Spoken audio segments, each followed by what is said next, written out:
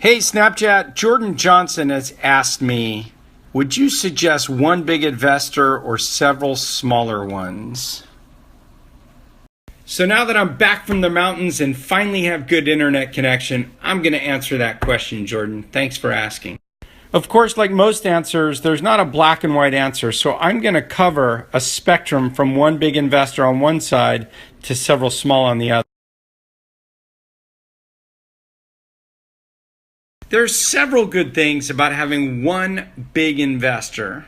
But if you do go with one investor, make sure they have a reputation of backing entrepreneurs in good times and bad.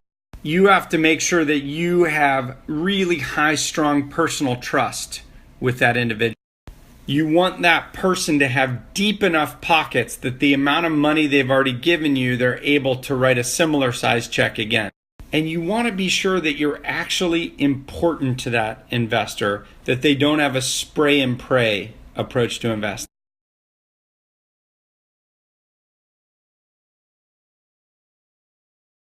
But of course, there are risks that you need to understand if you have more concentration, just one investor. You're putting a lot of your eggs in one basket. And if that person falls out of love with you, you could really find yourself in a tough spot. Try raising money from follow-on investors when you don't have an existing supportive investor. On the other side of the spectrum, you could have many different investors, and that also has some advantages. Number one, nobody has too much control over you. You have lots of individual small investors, each with a little bit less leverage. You have a lot more people you could call to ask for intros, to ask for advice, or ask for favors. And really having many individual investors can be really beneficial if you never stumble or truly need help. The downside is each of those individual small investors doesn't have enough vested interest in your success or your failure. Unless you're Uber or Airbnb or someone of that ilk, you simply don't provide enough upside for people to really care.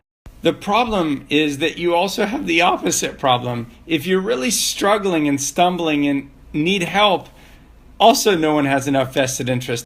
In politics, this is often called the tragedy of the commons. You can Google that. Another political term to describe the problem that exists is the free rider problem. People can just let other investors fix your problem. So I'm going to offer you my personal view in just a minute, but let me frame the decision tree one more time.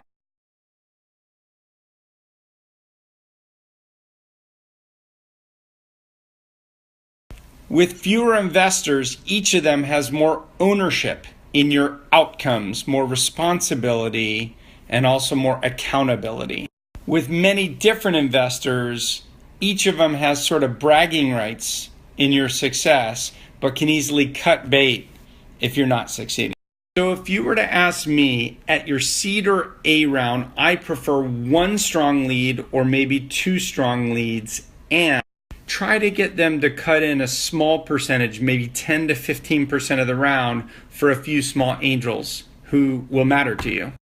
By the B round, I like to invite in one other large investor, so maybe now you have 2 to 3 large investors. By the C round, you likely have 3 or 4 large investors, but then each of them probably has enough ownership to take it seriously.